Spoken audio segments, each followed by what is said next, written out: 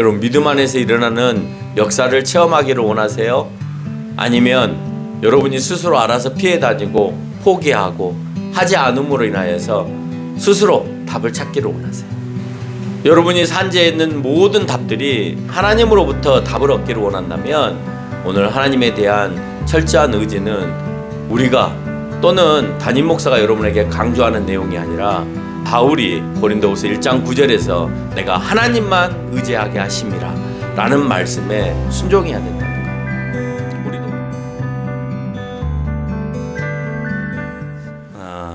여러분의 삶이 참 팍팍하시죠? 안 팍팍해요? 그리고 어려움은 계속해서 밀려오시죠? 그래서 있는 것보다는 없는 것 투성이죠. 그걸 놓고 누군가가 페이스북에다가 그런 글을 담겨놨어요. 세상에는 참 없는 것 투성이다 라는 내용으로 글을 담겨놨는데 한번 보시기 바랍니다. 10대에는 철이 없고 20대에는 답이 없고 30대에는 집이 없고 40대에는 돈이 없고 50대에는 일이 없고 60대에는 낙이 없고 70대에는 이가 없고 80대에는 처가 없고 90대에는 시간이 없고 100대에는 다 필요 없다. 이제 죽어야 되니까 다 필요 없겠죠. 그래서 살아서부터 일평생까지 사람은 없는 것 투성이랍니다. 다른 말로 하면 10대에는 철만 없고 나머지는 다 있는 거죠. 그렇죠? 20대에는 답이 없지만 그래도 질문이 있는 거죠. 어떻게 살아가야 되냐 하는 질문이 있는 거고 30대에는 집은 없지만 그래도 비피할 곳은 있잖아요. 40대에는 돈은 없지만 그래도 자라나고 있는 자녀들이 나의 재산인 거죠.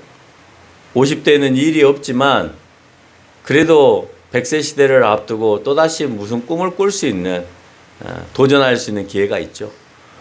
60대에는 낙이 없다라고 표현하고 있지만 사실 60대에는 낙이 없는 건 아닌 것 같아요. 60대에 가장 기쁜 시간대가 아닌가 그런 생각을 해봅니다. 모든 것을 다 하고 이제는 모든 결실들을 보는 시기이죠. 70대 이가 없다 그러는데 요즘엔 치과가 잘 발달되어서 이가 없지는 않는 것 같습니다. 80대 처가 없다는 말도 옛날인 것 같고 이제는 오랜 시간 함께 할 수 있는 사람들이 있는 것 같습니다. 90대 시간이 없고 100대는 뭐가 필요하겠습니까? 이 사람 말대로 100세에 가서는 아무것도 필요 없이 그냥 늘 하루하루를 감사하면서 살아가는 것이겠죠. 오늘 바울은 본인이 당한 문제 해결할 방법을 어떻게 해결하고 있는가 하는 것을 고린도 후서를 통해서 우리가 살펴보실 것이고 더불어서 오늘 말씀드린 대로 이 문제를 어떻게 해결할 것인가 여러분이 당면한 그 문제를 어떻게 해결하실 건가 하는 것을 바울이 주는 교훈을 통해서 우리가 답을 찾아보는 그런 시간을 만들려고 합니다. 바울은 부르심의 확신과 굳건함 나를 왜 부르셨는가 그리고 나는 무슨 일을 해야 되는가 하는 확과 그리고 그 은혜의 길을 걷길 항상 원했지만 바울에게도 갈등이 있었고 두려움이 있었고 고난이 있었습니다. 그러니까 우리에게만 갈등이 있고 두려움이 있고 고난이 있는 것이 아니라 바울에게도 부르심의 확신과 굳건함으로 그 길을 가고 있는 가운데에도 갈등과 두려움과 고난은 항상 산적해 있었다. 그래서 이 문제를 어떻게 풀고 있는가 하는 거죠. 고난과 두려움 가운데 바울은 하나님의 부르심의 확신과 굳건함을 가지고 갑니다. 특별히 이방 사역에 대한 확고함이 있었습니다. 난 하나님께서 나를 부르신 이유가 이방인들에게 복음을 전하기 위해서 나를 부르셨어요. 여러분은 무엇을 위해서 부르셨고 무엇에 대해서 확신을 갖고 있습니까? 한 명도 하나님을 믿고 있는 사람, 예수 그리스도를 믿고 있는 사람은 단 한 명도 하나님의 부르심이 없이는 이 자리에 있을 수 없는 것이고 부르심이 있다면 무언가 여러분은 바울처럼 이방인을 위해서든지 아니면 노원을 위해서든지 송파를 위해서든지 양주를 위해서든지 어느 지역을 위해서든지 아니면 무엇을 위해서든지 어떤 사람을 위해서든지 장애인을 위해서든지 소수 자들을 위해서든지 아니면 어려운 사람을 위해서든지 어떤 사람을 위해서도 그 일을 해내야 되는 겁니다. 여러분, 바울만 하는 것이 아니라 우리 모두가 해야 되는 일을 단지 예배 한 번으로 만족하고 살아가는 것에 대해서 여러분이 좀 가슴 아파해야 되지 않을까 이런 생각을 하게 됩니다. 부르심과 맡겨진 일에 두려움과 어려움이 있었습니다. 그런데 1장 8절에서 언급하고 있는 대로 소아시아에서 당한 환란의 심한 고난이 얼마나 고통스러우면, 그 지역에서 당한 고난이 얼마나 고통스러우면 바울은 살고 싶은 마음마저도 끊었다라고 표현을 하고 있습니다. 그 고난을 정확하게 알 수 없지만 적어도 복음을 전하면서 당하게 된 박해와 또 죽음에 이르게 되어지는 그 위협 앞에서 내가 목숨마저도, 내가 살고 싶은 마음마저도 끊었다라고 표현하고 있습니다.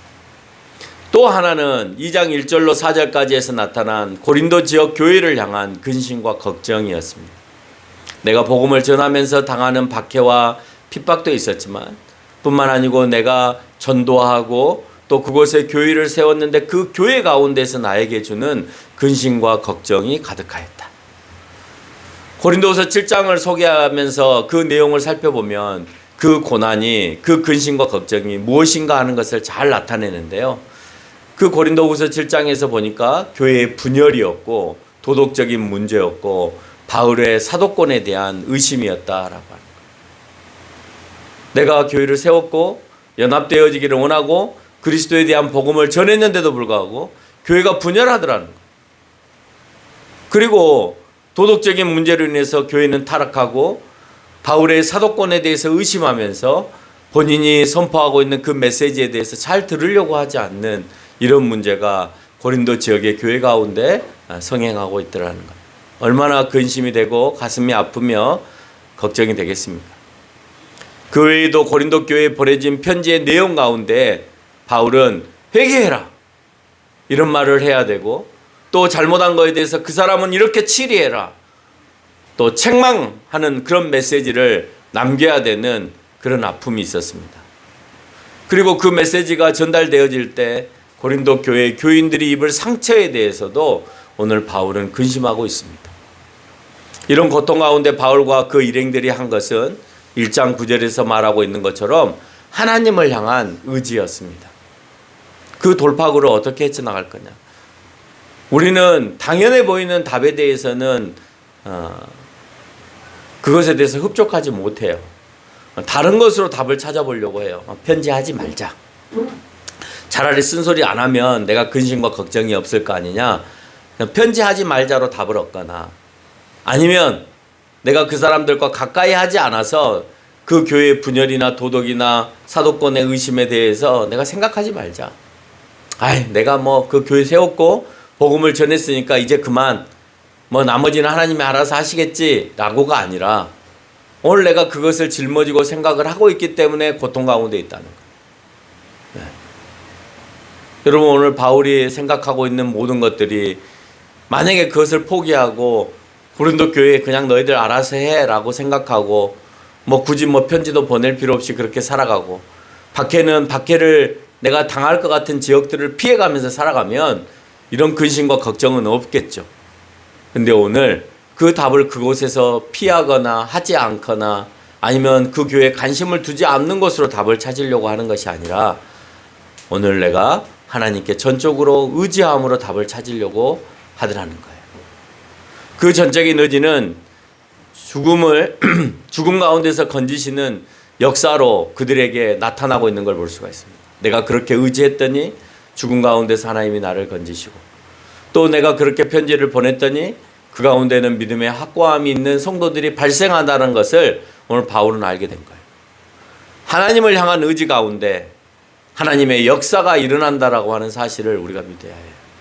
우리는 다른 방법을 통하여서 그래 내가 살았구나, 이제는 내가 그 교회로부터 그런 소식을 듣지 않으니까 아이고 좀 고통이 덜하다, 이게 아니라, 그렇게 방법을 찾는 것이 아니라 내가 그 교회를 향하여서 메시지를 전달하고 그 교회에 대한 관심을 가지면서 하나님을 향한 의지를 갖고 있었더니 하나님께서 그 사람들을 변화시켜 주시고 내 갈 바를 마땅히 열어주셔서 옥외문도 열어주시고 또 그 사람들이 나를 함부로 하지 못하고 도피하게 하는 역사도 일어나게 한다라고 하는 것. 믿음 안에서 일어나는 그 역사를 체험하고 있다라고 하는 것. 여러분, 믿음 안에서 일어나는 역사를 체험하기를 원하세요? 아니면 여러분이 스스로 알아서 피해 다니고 포기하고 하지 않음으로 인하여서 스스로 답을 찾기를 원하세요? 여러분이 산지에 있는 모든 답들이 하나님으로부터 답을 얻기를 원한다면 오늘 하나님에 대한 철저한 의지는 우리가 또는 담임 목사가 여러분에게 강조하는 내용이 아니라 오늘 바울이 고린도후서 1장 9절에서 내가 하나님만 의지하게 하심이라 라는 말씀에 순종해야 된다는 거예요. 우리도 우리 나름대로 답을 찾을 수 있죠. 그 길로 안 가면 될 것 같고 내가 그 사람과 상관없으면 될 것 같고 얼마든지 그럴 수 있잖아요. 그런데 그리스도 공동체 안에서 이미 엮여져 있는 하나의 지체들이 관심을 안 가질 수 없고 생각을 안 할 수는 없는 거잖아요. 바울이 고통스러워하는 것은 고린도 지역의 교회에 전달한 회개와 종용과 치리와 책망이었습니다. 그러나 이런 내용이 감정에서 나오는 게 아니에요. 너희들 회개해라, 종용해라, 치리해라. 그리고 책망하는 이 모든 것들이 내가 기분이 나쁘니까 너희들을 향한 마음이 내가 좋지 않으니까 내가 너희들에게 그렇게 하는 것이 아니라 고린도 교회가 바로 세워지기 위한 넘치는 사랑에서 나온다라고 오늘 2장 4절에서 설명하고 있습니다. 그리고 그 사랑은 용서가 내포되어집니다. 아무리 책망하고 치리한다라도 용서를 빌면 용서하겠다는 마음이 그 마음에 있어야 사랑이 내 마음 가운데 이미 준비되어 있는 거예요. 그런데 내가 야단을 칠 때에 용서할 마음을 갖지 않고 야단을 치면 그 사람이 용서를 빌어도 내가 용서해 줄 생각이 전혀 없는 거죠. 그러면 그 가운데는 사랑이 형성되지 않는 거예요. 사랑은 용서에서부터 나오는데 그 용서는 내가 야단을 치고 종용을 하고 책망을 하면서부터 사랑으로 내가 용서하는 마음을 품고 하는 거다라고 하는 거예요. 여러분, 자녀들을 우리가 야단을 칠 때 용서할 마음을 갖고 야단을 쳐요? 아니면 절대 용서 안 해줄 것 같은 마음을 가지고 야단을 쳐요? 예?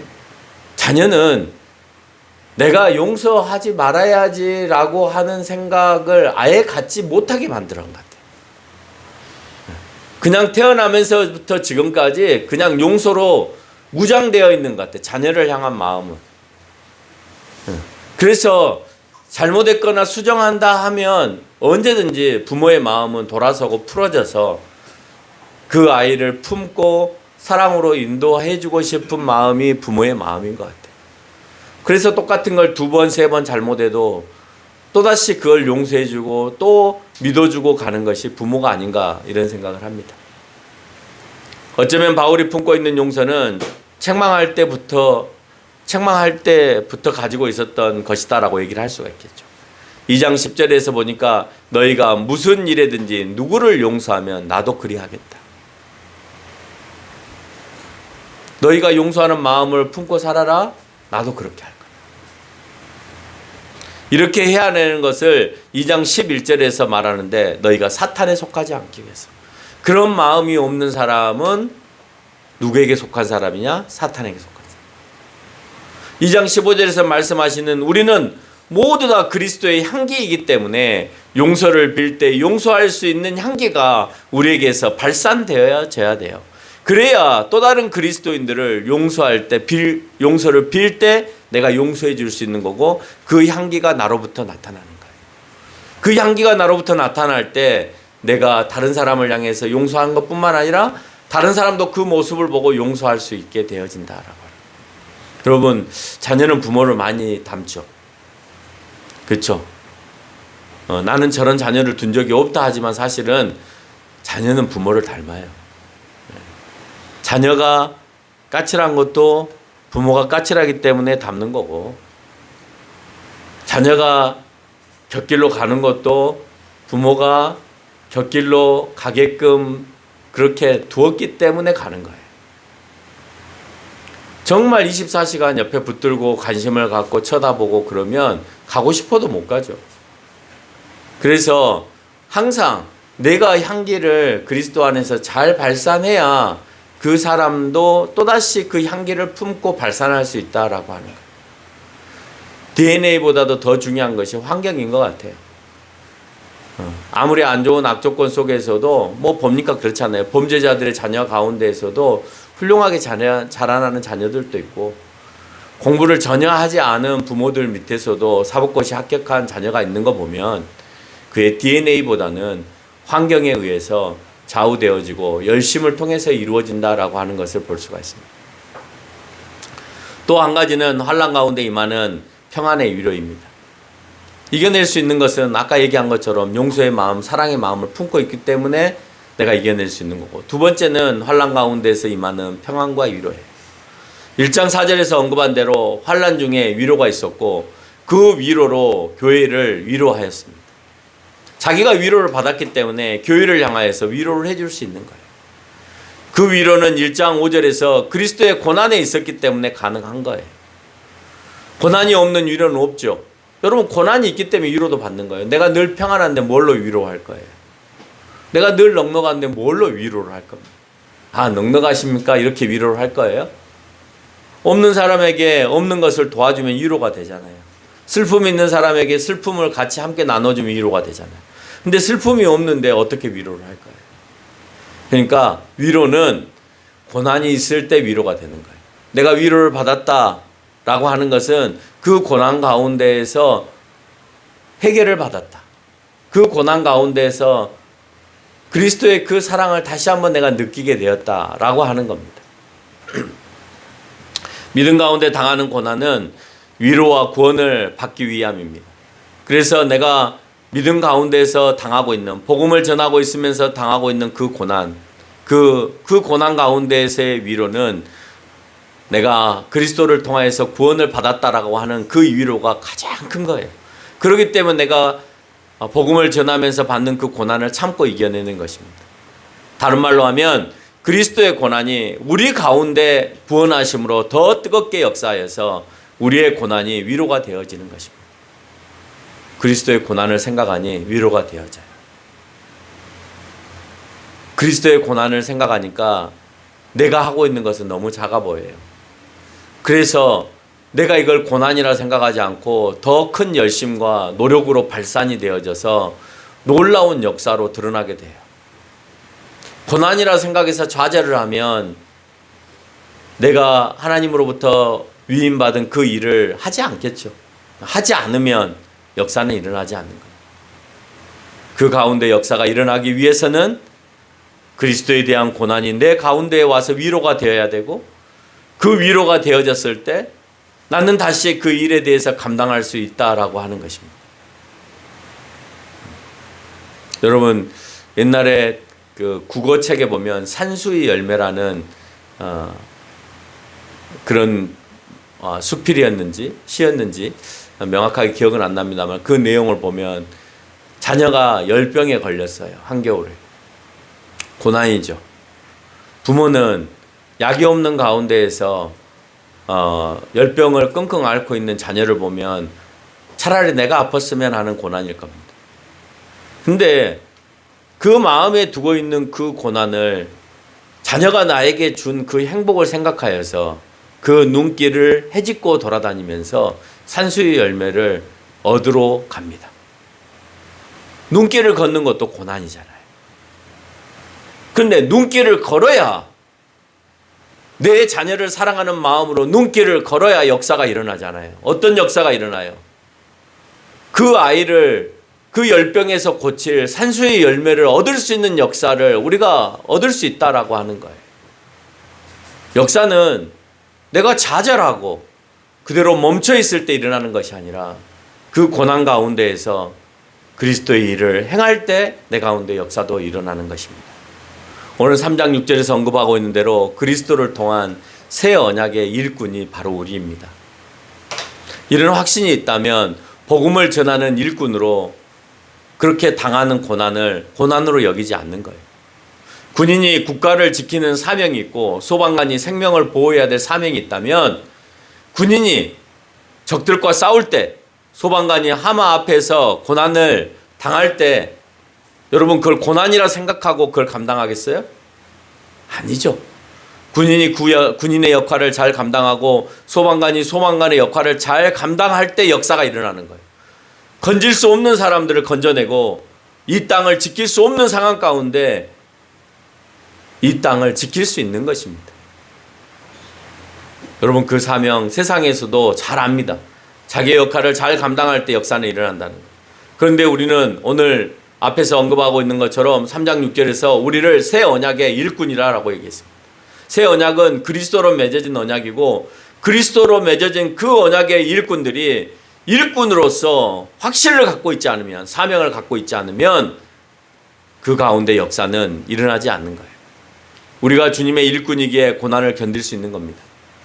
예수님의 고난이 머리에 머물러 있고 예수님은 우리를 위해서 십자가에 못 박히셔서 머리에 머물러 있고 내 삶 가운데로 내려오지 않으면 역사는 없는 겁니다.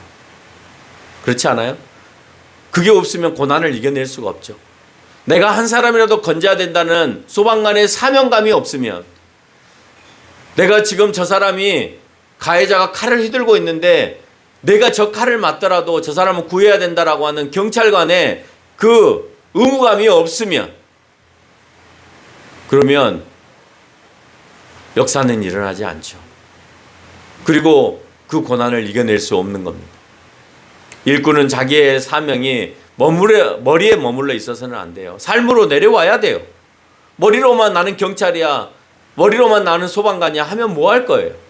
내 삶에 내려와서 내 행동 가운데로 실천이 돼야 되는 것처럼 그리스도인들도 마찬가지로 머리로만 그리스도를 믿고 내 삶 안에 그리스도를 믿는 모습이 없다면 여러분 가운데에서도 그 엄청난 일들이 일어나잖아요. 그래서 그 역사가 일어나는 그 경찰들과 군인들과 소방관들을 향하여서 우리는 히어로라고 얘기하는 거예요. 왜? 아무도 할 수 없는 일을 해냈기 때문에 그렇습니다.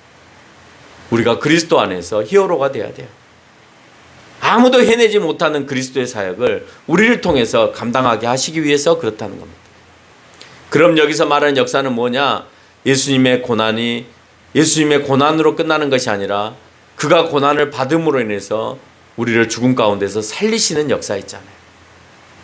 그래서 골로새서 1장 24절을 보면 그리스도의 남은 고난이라고 표현을 합니다. 이제 우리는 그리스도의 남은 고난을 가지고 그 고난을 감당하는 역할을 감당하는 거예요. 이 남은 고난은 우리가 감당해야 될 고난이고 이 고난을 감당할 때 주님이 경험하신 역사가 우리 가운데도 이루어진다라고 하는 거예요. 그럼 역사 가운데는 고난만 있느냐? 아니죠. 그 고난 가운데 위로도 있습니다. 아까 말씀드렸죠? 고난이 있기 때문에 위로도 있는 거예요. 여러분에게 고난이 있다? 감사하세요. 여러분 가운데 위로도 있는 거예요. 위로가 있으면 고난을 감당해낼 수가 있어요. 아무리 힘들어도 부모가 아무리 힘들어도 집에 돌아와서 자녀의 모습을 보고 위로가 되어지고 행복을 느끼면 또 다시 내가 힘든 그 생업의 전선으로 뛰어들 수 있는 거예요. 네? 1장 7절에서는 그렇게 말합니다. 너희가 고난에 참여하는 자가 된 것 같이 위로에도 그럴 줄 알라. 고난에만 참여하는 것이 아니라 위로도 너희 가운데 있다. 근데 그것이 단지 세상의 일만이 아니라 복음을 위해서도 그렇게 되어질 거다라고 얘기합니다. 여러분 고난만 있다 생각하지 마시고 고난이 있다고 생각할 때 내가 한번 삶으로 움직여 보세요. 그러면 하나님께서 여러분에게 어떻게 역사하시는지. 따라서 내 삶이 고난만 있다고 생각하는 사람은 예수님을 향한 믿음이 없는 것이고 그 사랑과 역사하심이 없기 때문에 나는 맨날 왜 이런 고난만 갖고 있어? 라고 얘기하겠죠. 그런 어떤 상황에도 내가 주님으로부터 위로함을 받는다면 그 사람은 그리스도를 확실히 믿고 있는 삶이고 그리스도를 통해 역사하는 삶을 살고 있다라고 말할 수 있습니다. 우리는 적어도 여러분이 당하고 있는 고난이 복음을 전하면서 당하는 그런 거룩한 박해와 고난에 이르지 못했다고 생각합니다. 여러분 그런 고난은 아니잖아요. 여러분 복음을 전하다가 받는 고난이고 박해 그건 아니잖아요.